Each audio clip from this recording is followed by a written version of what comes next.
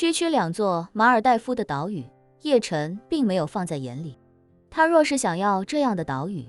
随便从银行账户划拉出1点零头，也足够买上一堆了。不过，伯纳德·埃尔诺送的岛，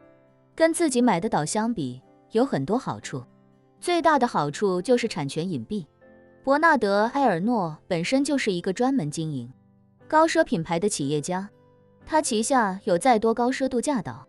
也不会引起有心人的注意。这个年代，想调查一个人的资产，最主要的2个手段就是产权归属和资金往来。就像有的人会把公司和房子挂在别人的名下，但公司的收益、房产的租金或者出手时的销售所得，最终还是会回到自己手里。这样一来，就无法保证链条的干净。至于这2座岛，产权在伯纳德·埃尔诺名下，全部停止对外营业之后，产生不了什么收益，反而需要不断投入资金。资金从伯纳德·埃尔诺这里出，自己也就不用担心会被人查出。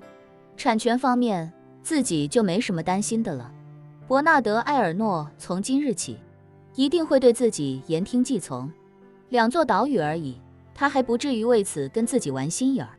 一切安排妥当，叶晨便对几人说道：“马奎，你现在就带着你的人去给外面的尸体补枪，计划马上就要开始了。”马奎重重点头，不敢有任何迟疑，连忙说：“我这就照办。”叶晨又看向伯纳德·埃尔诺和塔瓦纳，说：“埃尔诺先生，斯维特小姐，后面的事情就辛苦你们按照我之前的要求处理吧。今晚我本该和老婆待在水上别墅里睡觉，对这里发生的一切一无所知才对。”伯纳德·埃尔诺恭敬地说：“好的，叶先生，您放心，我会跟马尔代夫官方打个招呼，尽可能不去打扰您和您的夫人。”叶晨点点头，说：“你一定要充分发挥白马岛老板的身份以及主观能动性。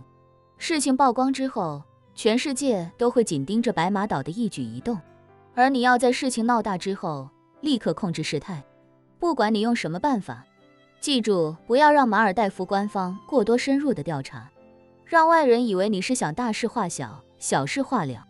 伯纳德·埃尔诺点头说道：“叶先生放心，我会把握好分寸。”很快，伯纳德·埃尔诺便吩咐已经下班入睡的员工修好了通讯设备的供电。这段时间，全世界在看塔瓦纳酒吧演唱直播的网友都发现所有相关直播都同时终止，他们都以为应该只是马尔代夫岛上的通讯出了点问题，只是他们没想到，自己没等到那些观众的现场直播恢复，反而等到了塔瓦纳的亲自开播。塔瓦纳在短视频平台的账号在开启直播之后，粉丝纷纷涌入他的直播间，可谁也没想到，直播中塔瓦纳哭着说，刚才有一股恐怖分子登上了白马岛，他们用迷药迷昏了酒吧里的所有客人，还把所有客人都控制起来当人质。如果不是伯纳德·埃尔诺先生在，我恐怕已经死了。瞬时间，全世界的互联网社交媒体上都仿佛上演了一场大地震。如果这话不是从塔瓦纳自己的口中说出来，所有人都不敢想象这样一位世界顶尖级的当红女歌手，竟然在马尔代夫这种度假胜地遭遇到了恐怖袭击。于是，全世界都关注了过来。伯纳德·埃尔诺也出现在直播之中，他与塔瓦纳一边把所有昏迷的客人拍下来，一边对着镜头说，我和斯维特小姐之所以处在清醒状态，是因为他们给我们俩服用了解药，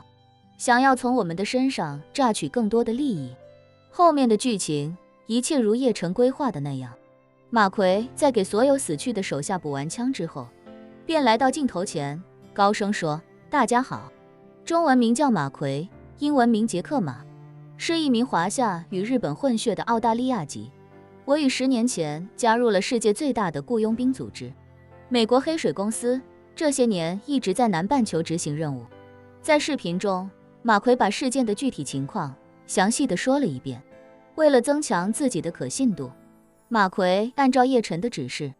不但把自己在黑水公司的所有细节都说得一清二楚，还拿出自己的手机，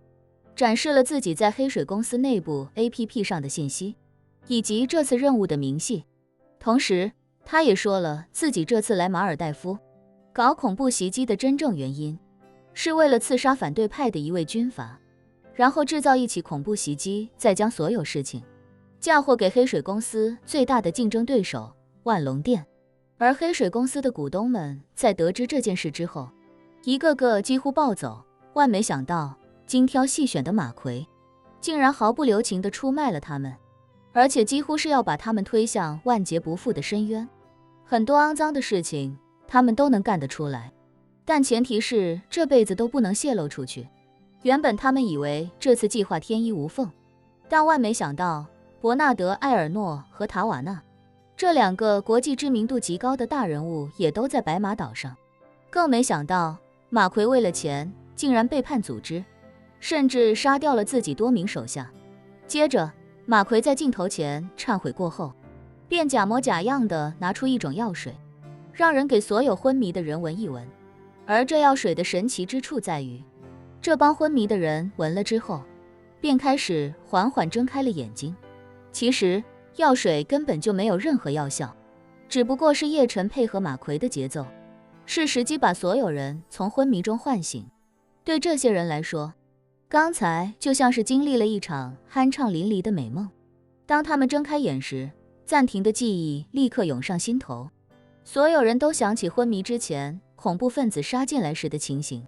马兰吓疯了，脱口便喊：求各路英雄放过我这个老太婆吧，